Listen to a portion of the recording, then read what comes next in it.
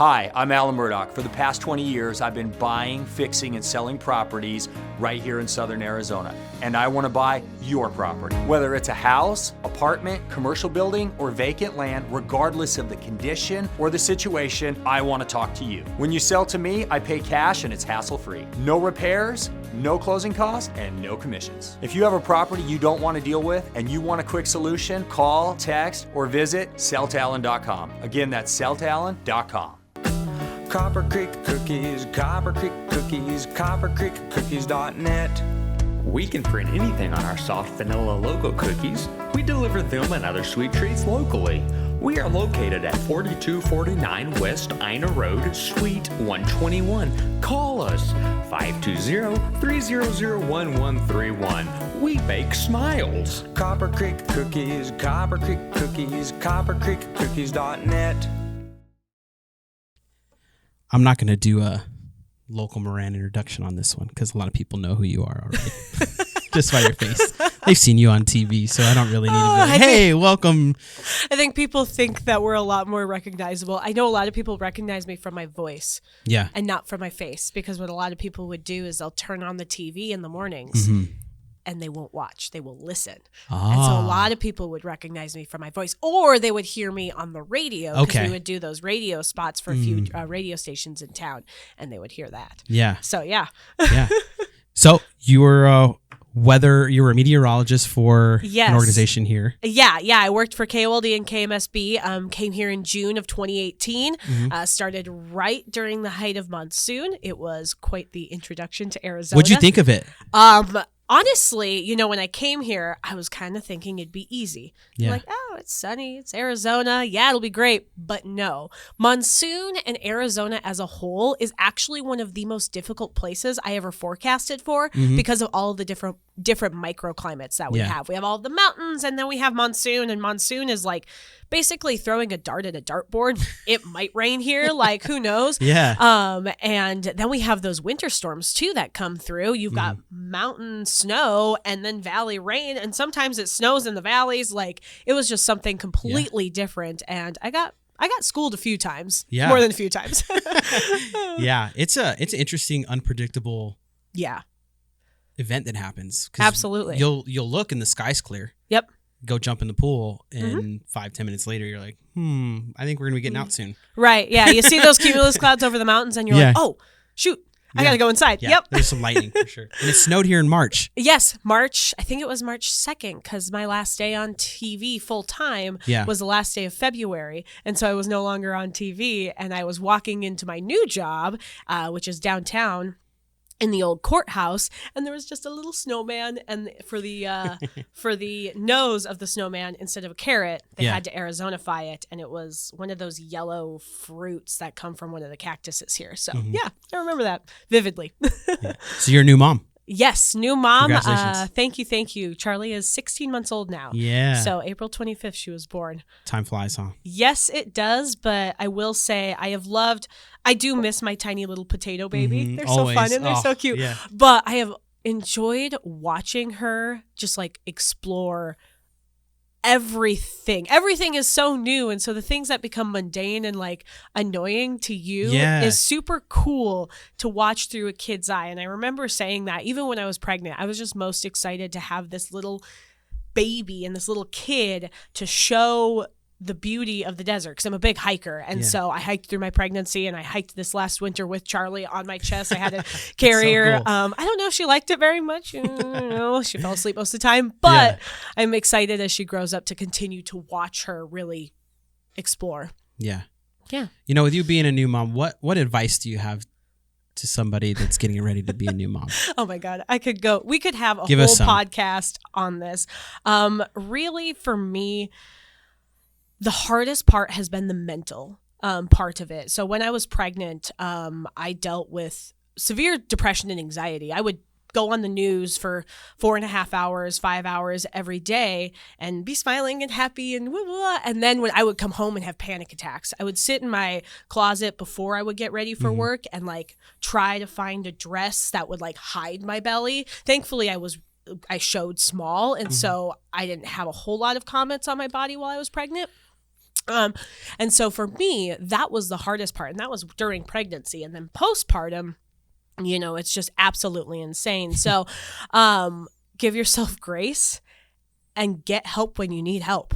I had never talked to anyone, a psychiatrist, and I went to my OB and I was telling her how I was struggling, and my husband had noticed, but he didn't want to push too much, and so he kind of just let me off to my own devices, and I wasn't eating, but I was also having a lot of food aversions, and so I went to my OB and I told her, and she's like, let's get you connected with someone. And so I got connected with a psychiatrist, and I saw her through the second half of my pregnancy, and that helped tremendously. I also started taking some medicine that was safe for pregnancy, and then postpartum as well. I took that until I was about, I think, 10 months postpartum. So ask for help. And also, before you get pregnant, work out and get your body in as like good of shape as possible. I was in the best shape of my life when I got pregnant. And thankfully, even though like my mind was struggling, my body wasn't. Like I was carrying my baby, I was still hiking, and I was still doing everything that I could. And so get in that habit of working out, whether it be going to the gym, whether it be hiking, whether it just be, I took my dogs for a walk at the end of my pregnancy. That was my working out, but I was still moving. And so now it's doing something. Yeah, absolutely. And even through postpartum, I walked every single day. We got home from the hospital, and then the next morning I took I think it was like a 1/10 of a mile walk. But it helped me, and it kept me from getting too far gone in the mental stuff. So the amount of, I'm going to say this word is like physical trauma and things that I witnessed my wife go through 2 times with, we've had 2 kids. Yeah. It is absolutely mind blowing how much women go through. And dudes that are, you ask for help and all that stuff. Guys, like for me, it just motivated me as a father to do as much as I can. Yeah. And, to piggyback off what you're giving advice wise to new moms, I'm going to tell new dads, step it up. Yeah. They need you. They went through hell and back to bring that beautiful baby here. Least you can do is get off your ass and go do the dishes, take the trash out, clean the house, make dinner. Step up, do your own laundry. Absolutely. Right? And I will say, my husband, bless him, he absolutely did that. So I went back to work at 12 weeks because that's all I had off from work. And so I had to pump when I went back to work, and the pump parts. I started off by washing them because I would get home and wash them, but then it just got to be too much. And then it was like 4 months, Charlie turned 4 months old, and my husband started doing the pump parts, and I didn't wash a single pump part or any dishes until I stopped pumping on May 3rd. And I didn't touch a single dish. And so he did that. He does his own laundry. That's the dude right there. Yes, absolutely. I would not have made it through. You struck gold there. I really did. Which honestly, awesome. though, it's so sad that is that's the best, and that's men get praised for that, when it's that should be the bare minimum, right? The reason we're having this conversation is because the bar's set pretty low. Yeah, absolutely. Just from what I know. Absolutely. And dudes that are listening to us, if I'm calling you out right now, I don't really care. Right? I know people in my circle. I know people in the community that I'm like, this might be something for you to listen to, but it's not me being a jerk and saying, it's just step up. Right. And some people don't even realize it's happening and things like that. And just think about it. But yeah, I do. I remember I was washing the pump parts, and he was like, no, you're not. You're done doing that. Those never end. You don't need to. Oh my God. No one tells you when you're getting ready to have a kid, they're not like, oh my gosh, it's so exciting. Can't wait for the pump parts for all the things you have to wash, and all the pump parts are going to be great. Yeah. Nobody says all that. And they come in these tiny little pieces. You got to unscrew stuff, and I was so happy. I still had some extras when I was done, so I gifted them to one of my friends, Shay Sorensen. She's actually on the other TV station in town. She had a baby in, I think it was February. Yeah. So I gave her some, and I gave some bags to another mom and some medicine to another mom. I was just get this out of my house. I don't want it anymore. Yeah. Yeah. No one ever talks about all that stuff. No. It's always oh, it's going to be so great. Which it is. It was. Which it really is. But there's some huge sacrifices that we all have to make. Yeah. And no one talks about it. So we're talking about it. I'm like, hey, if you're getting ready to have kids and you haven't talked about pump parts yet, Go ask somebody that's had a kid how it is. Right. How many times are you going to do it in a day? Yep. How many times you're going to change them out? How many times you're going to like worrying about how many ounces you're going to get and everything like that. Yeah. And because I know I had Charlie at the height of the formula shortage. That was insane. So I wasn't really planning because I knew I was like, well, my job's really high stress. Like I have to be on TV for 4.5 to 5.5 hours every day, like straight. And so I didn't really have time to pump. And so I'm like, we'll try it out. I was also worried about my mental health. So I was like, if it doesn't work, we'll go to formula. I was formula fed. Everything turned out fine. Let's do it. But then there was no formula. Yeah. And so I really, that's how my postpartum anxiety really like formed was I created this huge oversupply and I donated like 1,000 ounces of breast milk. I'm still going through my freezer stash because I'm just giving it to her as she grows up because they say up to 2 years is beneficial, even longer if you can. And we just don't have the parts in place in America really to do it longer. But no, you're right. Right. It's great having you here because I've had all these conversations with my wife about that. And to go back on that formula thing, I have a true story. It was really, really sad. We went to Walmart to look at like bottle parts and stuff because my wife breastfed, thankfully, and it was going okay. And we're in the formula area, and a lady walks up to us, and she's holding her child, her infant, and she's like, "Do you guys have any extra formula? I can't find any." And she's crying ecstatically in the store. That like makes my chest tight. And I just was like, I was so upset. I didn't know what to do because there was nothing to do. I just was like, I don't even know what we do. Like we even talked like, do we have milk to give her? Like, can we even give her the milk? Like what if the kid, like does it have allergies? Like it was just crazy. And to walk into the store and see the shelves empty for formula, I'm like, how are people getting through this? And then you'd see online people price gouging formula like on Facebook Marketplace. And I was like, what a strange time. And that was the bad stuff. But I will say, because I was in a lot of those groups at the time because I was obviously going through it. And there was also a lot of good that came from that because I saw a lot of parents from across the country be like, I have this formula. I can send it to you. Just please pay the amount for the formula. Like I'm not looking to make money. I'm just looking to help and stuff like that. And so, there was it was terrifying. And like I said, like it makes my chest tight because I still like get flashbacks and freak out about it. But there was some good that came from it, but also like what an absolutely ridiculous position to put new parents in. Like I love what you just talked about, the good from the Facebook groups and all that stuff. Facebook groups are so valuable. Yeah. They're so great. Social media is so weird. I kind of have a love-hate relationship with it. I think it's normal because you're like, man, it's a great tool. You can do you accomplish a lot with it. And then the other side, it's like, well, if you want to use it in a different way, you can really make people upset and do so. Right. Well, and like being on TV for so long, like I got so many comments on social media and most of them, it's funny because most of them are good. I'd say 95% of them are good, but it's the bad ones that always stick out the most. We're built that way. Right. I don't know why. And we do that all the time and it drives me crazy just like in my own head. But I've seen the worst and I've seen the best of people. When I came back from maternity leave, I had some people who were like, you need to be home with your baby. And then I had others who were like, oh, this is amazing. Good for you. And it's double-edged sword. But then you also get to meet people that do what you love to do and follow you follow them. I mean, we met on social media. Exactly. Yeah. Look at us now. Hey, you want to jump on a podcast? Exactly. But it was really cool. You did the weather thing. Yeah. And the strangest thing, it's so crazy. So you did that. So I ended up going out to Marana High School for the media day. We were going to, do media day with the football team, put them on social media, do all kinds of reels, have just an awesome time with Coach Stewart out there. And a storm I have never seen before, and I've lived here my whole life except for like a year. A storm hit that the intensity is, I've never seen it before in my life. Yeah. I was in the auditorium of the high school, and there's the doors that are there are heavy metal doors. And they run all the way down the auditorium, and they basically go from east to west. The wind was so intense, the doors were shaking. Power went out. Yeah. Like we were all in the dark. Like it just hit. It was the craziest thing I'd ever seen. Yeah. And then Coach Stewart calls me. He's like, "Hey, Dave, the field's gone."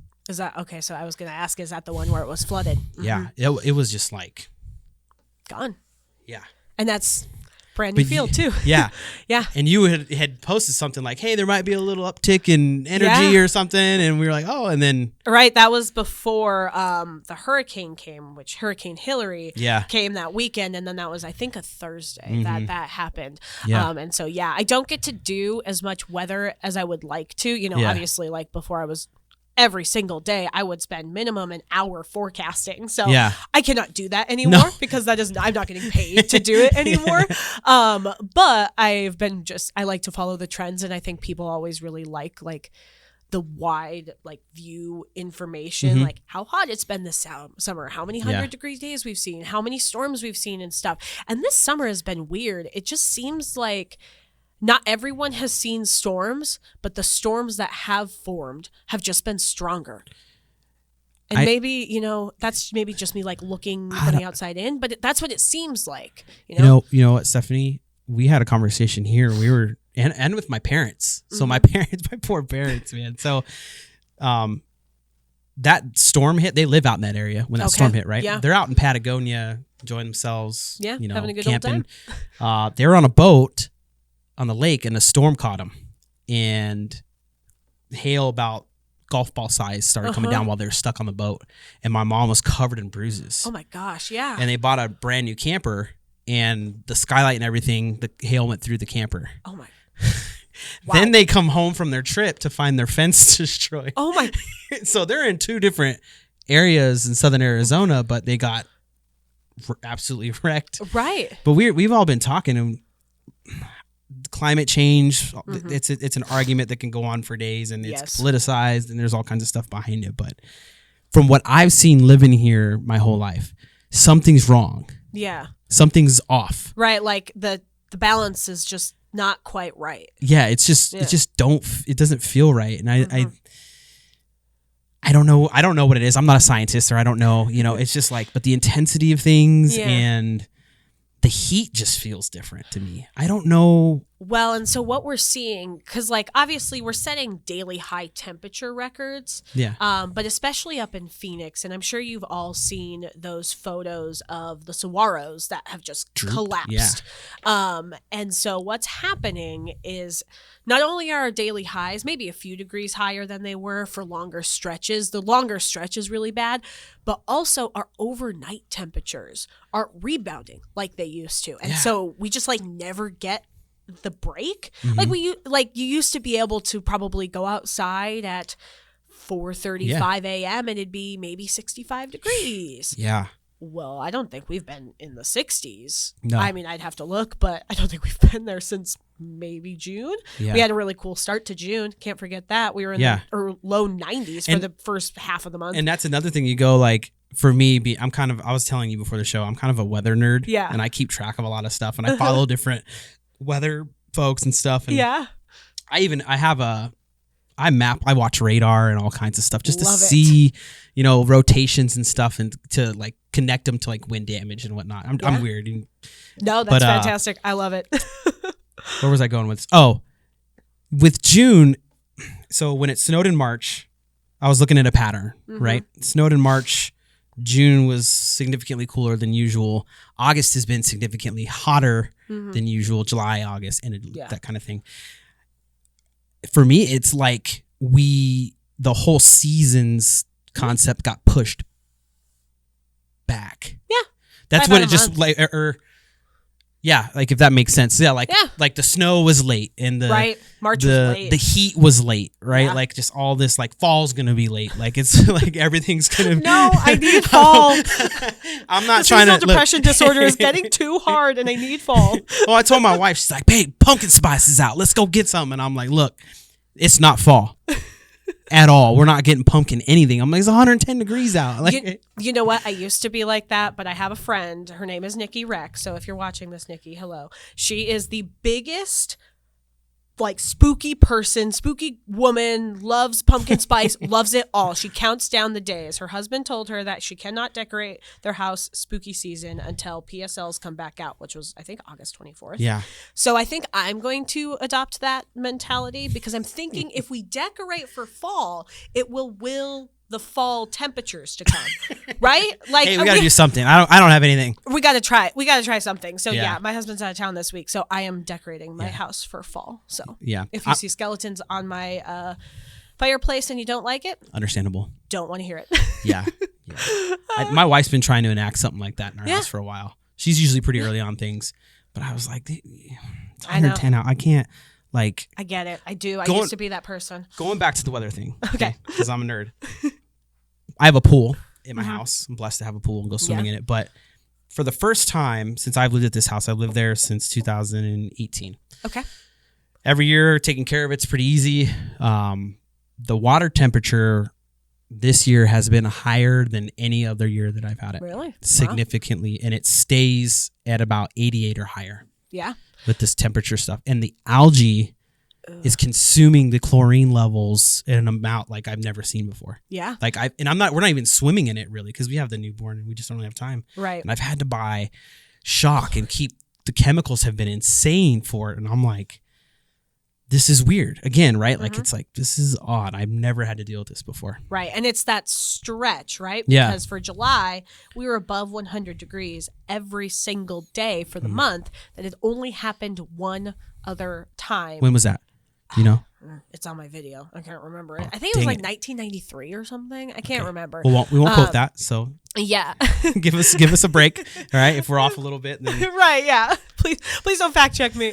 I'll put it in the post. But yeah, so that had only happened one other time in recorded history. And so the fact that we saw a whole month of 100-degree heat, overnight temperatures were probably hotter too. It's just been yuck. Yeah. Yuck. Ready for it to be over. I'm excited because I saw that there's like 90s in the forecast. Yeah, this weekend, Labor Day weekend, finally. I was like, and then cool I think down. it goes back to I triple saw digits. 107. Yeah. Like, oh, man. Although why? I will say, depends on what weather app you're using, but the Apple weather app is trash. I don't use Apple. I don't. Perfect. Good. I like Apple for the stuff we do Right. business wise. Awesome. But, Yes. But like maps and weather and stuff, no. It No, doesn't not work. at all. And it was funny. Andrew Capasso at the TV station, he would always give me a hard time. He would grab his iPhone, pull up his weather app, and be like, "This is what my weather app's going to say. Why isn't yours the same?" I'm like, because that's wrong. Throw it down. I never did that. There's more to it. Right. Okay? Exactly. So we'd always joke about that. But Yeah. So you're at Visit Tucson now. yes. Visit Can you Tucson. tell the listeners about what Visit Tucson is and what its mission is? Absolutely. And so Visit Tucson is a nonprofit here in town, and we basically spread the good word of Tucson across the whole world. Yeah. And so I'm on the communications team, which is basically the PR team. We work with different journalists. They come to town and, see Tucson, and then they write about it, which is really cool. Our most recent big one. Now, I came here I went to Visit Tucson just as this was coming out, but my team, has been working on this for a long time. The Times 52 Greatest Places to Travel, that was our team. We had worked with the journalist that wrote the piece, and he felt that Tucson was worthy of that title. Yeah. And so that's kind of what we do, and we work with the community and our partners and try and get them to all of the local spots and really just kind of share how sweet our city is, because our city is really cool. Yeah, it is.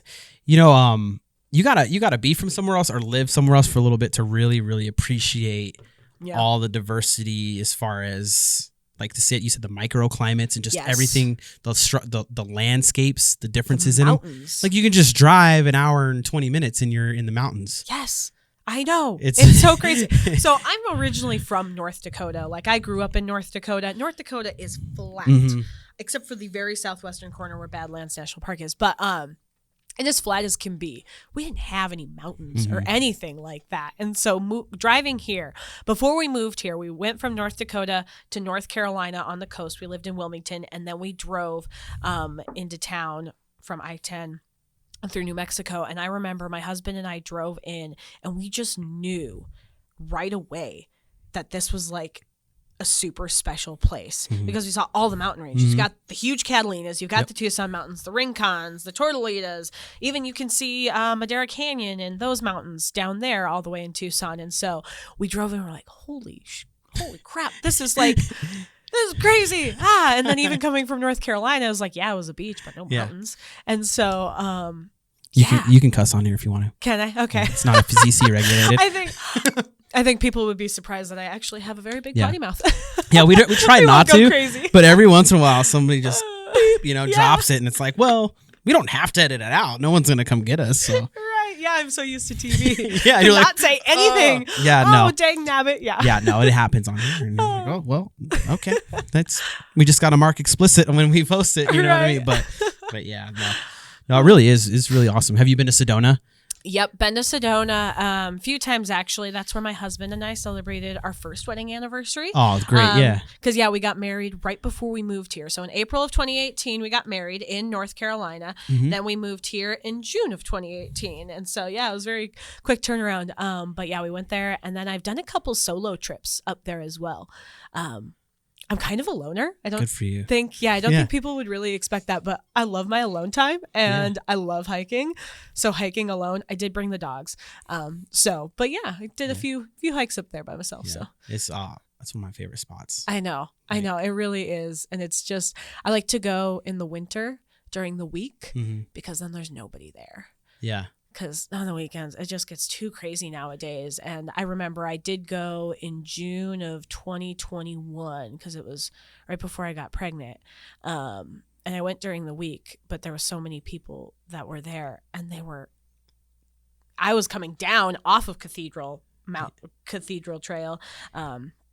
And it was like 8:30. And these people were wearing long pants, long T-shirts, and the forecasted high was like 107 degrees that day. Oh, man. And they had like a tiny bottle of water. And I'm like, oh my gosh. They have no idea. Right. And everyone thinks Sedona is so much cooler than like Tucson. And it's like maybe 5 degrees cooler. It's really not that much cooler. Yeah, it's not. Yeah. Yeah. That 4 out-of-towners have no idea what this heat is like. Yeah. Oh, it's just a dry heat. Yeah, that's not really how it goes. Have you ever sat in an oven for like 30 minutes? Let me know how it goes. Yeah. No, it's just, no. So you were with KOLD. Yep. You moved to visit Tucson. Mm-hmm. What prompted that change for you? Was it the opportunity? Were you looking to do something different? Career movement. Why do we like to talk about career movement? And I was letting you know that I used to be a police officer for the town of Marana, and did some things there. But I just kind of want to know. Here's some insight. Like, what motivated you to leave? How did you do it? Because we find and we get emails even from people saying, "Hey, heard of your podcast. That person said this and this, and it really opened my eyes, and I made the decision to do this because of it." So we've actually had that happen on several occasions. So so just kind of run us through that. It's inspiring for some people. You know what I mean? Some people might be in that spot where I'm like, hey, I'm thinking of making a change, but I'm scared. It is so scary. I honestly, I don't know. I get emotional when I talk about it. I don't know if I made the right choice. And I don't know, if we ever do, but it was a long time coming. I came here in 2018 and I loved the job. I went to re-sign for a second contract, which I had actually never done at any TV station. This was the first time I wanted to stay someplace. Yeah. Like I said, like Tucson's really cool. And I loved the morning team I was working with. I was with Andrew and Helica, Wendy, and everyone behind the scenes too. We had such a great crew in the morning, but during those contract negotiations, it's like, okay, I don't know if this is going to be my long-term place, but I wasn't ready to give it up yet. Mm-hmm. And then I signed that contract in, I think it was June, and I got pregnant the next month. And so I was pregnant and then left on maternity leave April of 2022, came back in July of 2022 after my 12 weeks, and things were good at the beginning. They gave me a lesser workload and I was doing good, but then a month went by and then they added twice as much onto my workload and I just wasn't able to, it was just too much. And I wasn't getting the support that I needed in that time. And so I went to management and I talked to them and, there are things that they could do, there are things that they couldn't do. And after those conversations, it was just like, I think my time is done. And so when I was trying to figure out what else to do, Weather is very small. Like there's a lot that you can do. You can work for the National Weather Service and you can do this, but a lot of those jobs require a master's degree. I don't have a master's degree. I just have my bachelor's of science in atmospheric sciences. And so I was like, what else do I like? I was like, well, I like Tucson. And so I had seen jobs for Visit Tucson pop up. I didn't have any experience in the tourism industry at all. But I took a chance and I saw a job in, I think it was November.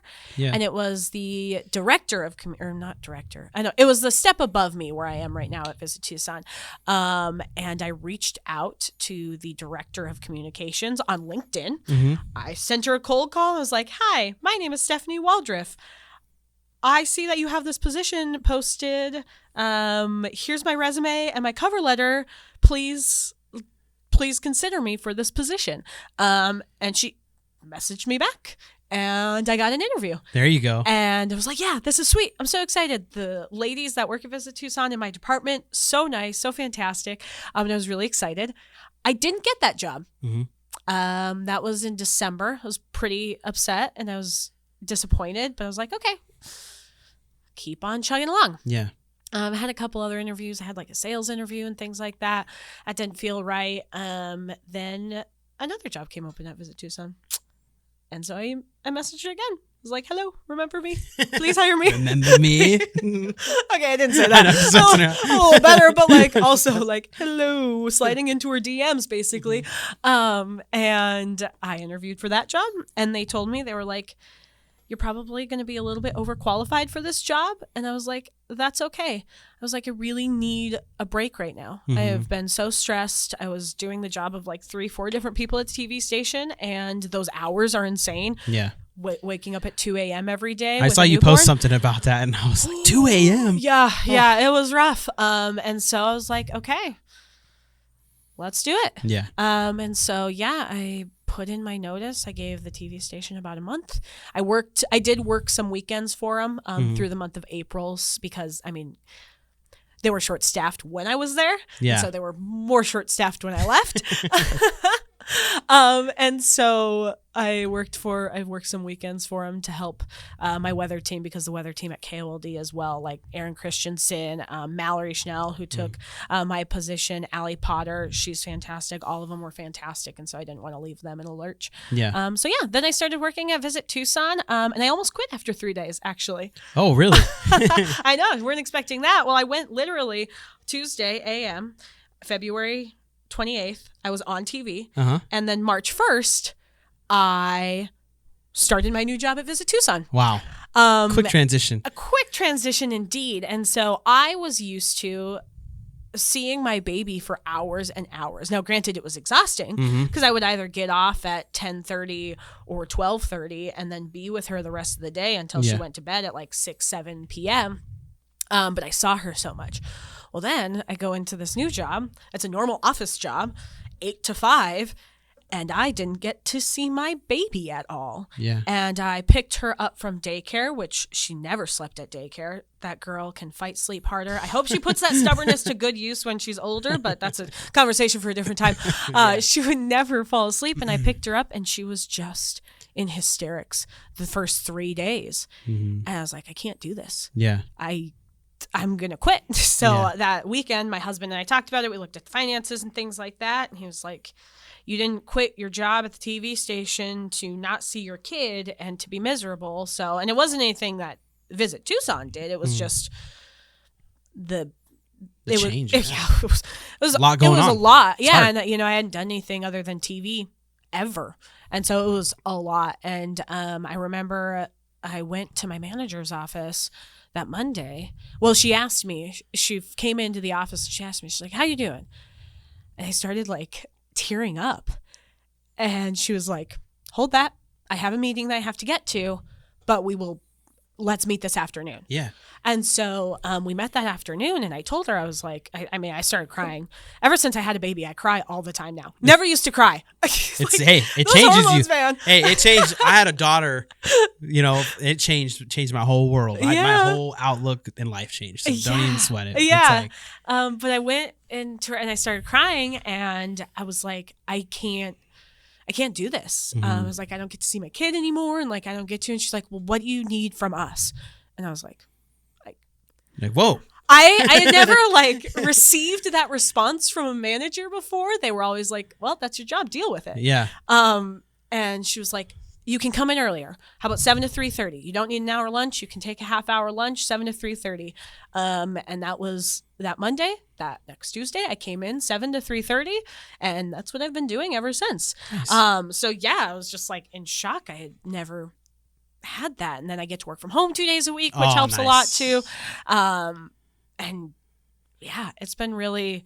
I've slept more than I think I have because even before I was in Arizona, I was in North Carolina also on the morning news. So I was still waking up at 2 a.m. So it's like, I haven't gotten this much sleep in years. And so, yeah. Because you probably weren't going to bed super early still. Were you trying to go to bed at 5 or 6 p.m.? I did actually. Did you? I tried that for years. I could never get it. I was always really strict about it because I don't function off of no sleep. Yeah, see, I wasn't disciplined. And see, I was. And so 6 o'clock is when I would get ready for bed. 7 o'clock is when I would be sleeping. Props to you. And so I was always getting a lot of sleep, but even because technically I was getting, 7-8 hours. Mm-hmm. But when you go to bed when the sun is up and wake up in the dark, you still never feel well rested. No. I hated summer because the sun was up for so long and I could never, even with blackout curtains, I could never get a good deep sleep. Loved winter because it was sun's going down at 5 p.m. So am I. But yeah, it was, you never feel well rested when you're doing those crazy hours like that. So I worked when I first started, I worked night shift, right? Yes. It was 9 p.m. to 7 a.m. I remember the first couple of months I'd be driving and I'd stop and I'd look in the road and I'd be like, is that there or not? What is that? I couldn't even tell if what I saw was real. I was like, I'm so tired. Yeah. I'm just like, I don't know. I don't know if that's real or not. So absolutely. Yeah, it's crazy that what it does to your physiology and everything. Yeah. It's just, you're just not meant to sleep like that. You know, and props to the people. Andrew's been doing it for I think 7.5 years or so. And so just crazy. My dad also did overnights. He drove truck for a little bit and he did overnights like that. And it was just like, oh my God. Clint used to own a trucking company and do that stuff. He told me some stories. Yeah. I know. Nope, I'm good. It's hard on a person. You're talking about daycare and stuff. Mm-hmm. That's another crazy subject. Oh yeah. For reals, it's expensive. Yes. And so here to put it in perspective, right? So we have 2 kids. We're getting ready to pay for the second one to go. Yeah. And we're blessed, right? With how we do financially and whatnot. But even for us, with where we're at, we're like ramen. Yeah. You know what I mean? Ramen noodles, cup of noodles is probably going to be something that gets eaten. Right. We'll do the best we can, but absolutely. It's like $2,500 a month plus. Yeah. For 2 kids. Absolutely. Ours is $1,400 a month. It's another mortgage. Yeah. It is. It is. And then, and it's funny because my parents and my grandparents will ask oh, you're going to have a second? Or anyone will ask that, which never ask someone if they're going to have another kid, but it's my family, so they can ask. Yeah. But I told him, I'm like, are you paying for it? Yeah. Because I'm not I'm paying for my kid to hang out with somebody else during the day. Right. I, props to stay at home moms because I don't think I could do it. I don't know how they do it, but it is kind of, it's hard. It's it's honestly constantly just inner battle going do I want to pay someone else to watch my kid or do I want to stay home with that kid? But also even though daycare is so expensive, you still need that second income nowadays. And so it's and with 2 kids, obviously that's slashed even more, but it's hard. And even if you're not technically bringing home money, you're bringing home your 401k contributions, you're bringing home health insurance or whatever else. Yeah. And so you're kind of stuck between a rock and a hard place. Like there's really no good answer. Yeah. Yeah. No, it's a real conversation that I think people in our age group are having is like, yeah. Well, you can do it. You can make anything happen, right? We can move things around and stuff like that. But you have those hard conversations about like quality of life for your family when you decide you want to have more kids these days. Yeah. And I know it was hard back in the people are like, calm down, David. It's not that big of a deal, but Clint's like, calm down, Dave. His stories are crazy. Like, yeah, I won't get into those. Maybe he'll talk about them one day. But yeah, no, it's something to consider. You have to go, okay, how do we swing this? You know, right? So. Well, my husband and I have had those conversations too, and we could have a second, and that'd be fantastic. But we'd have to cut back on the things we like to do, and we can do that, but I don't know if I want to do that right now. And so, it's up to everyone else to kind of, everyone's wants and needs are different. And put the good in it, right? It's just temporary. It is. That is very true. I can't wait. I mean, even she moved up into the toddler room because she started walking. Aww. And so even that, I'm like,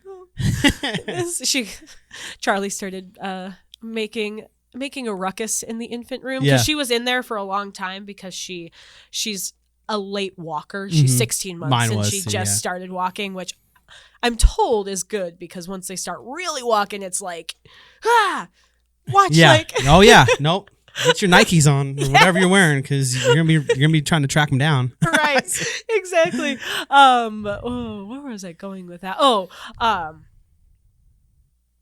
But she became a problem child in the baby room because they would put the infants down for a nap, and she would go, they had plexiglass on one of the sides of the cribs, and she would go and like bang on the plexiglass and wake up the babies. And then she would like throw food, and she was like patting babies' heads because we teach her to pat the dogs. Yeah. Well, baby's not quite as sturdy as my 65-pound lab pit mix. So like, she became a problem child. So she moved up to the bigger room. Thank goodness. Oh yeah. Oh, I love stories like that. Ours took a little while. She was a bum shuffler too. A bum shuffler? Yeah. What's a bum shuffler? She would just like be on her bum and just scoot across the floor fast. Charlie is a knee walker. Knee walker. Yes. She doesn't realize she has a whole second part of her leg and just like okay. That's funny. That's all she does. So yeah. That's so fun. Well, Stephanie, we're hitting the time, and it's been great having you here. Thank you so much for joining us. Thank you for having me. This is my first podcast, so I was stoked. Welcome, honored. Yes, local Marana. Yes, I love it. Live the Dream Media Studios. With you guys at Visit Tucson, we have a bunch of tools. Maybe we can all work on something together and figure something out, have some fun, collaborate, and do some things. Just want to let you know that we're an open resource. We have, this is Marana that's getting ready to launch. Marana AZ Foodie we own. Oh, cool. We're getting ready to launch that. Yeah. Might need some help with that, but I think everything's going to tie in together at some point. Very cool. We did have Tucson Foodie reach out to see if we needed help with anything. So yeah, we'll and they just underwent like a whole remodel too. So yeah. No, I love what they're doing. It's crazy good. There's stuff like every day I have something to look at and whatnot. Absolutely. No, they're killing it. Hoping I can get Shane on here or something and see if we can. I think that's his name. Yep. Get him on here or somebody from there. But again, it's been a pleasure. If you haven't yet, go to localmarana.com. Check out what's going on there.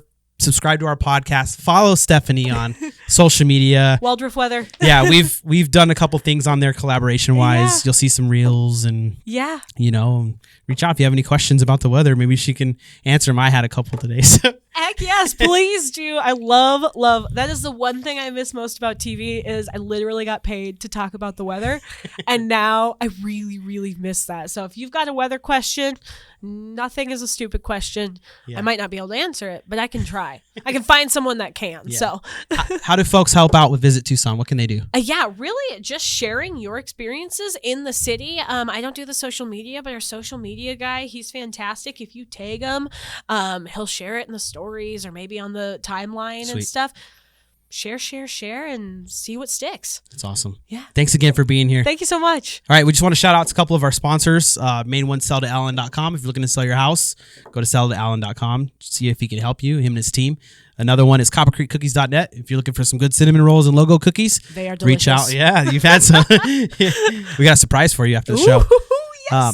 And then also Quality Lube and Tube Trail Boss Off-Road right here at their new shop on Thornydale Road. If you need a car repair, you're looking to do some off-road fabrication, make sure you head over there and get that taken care of.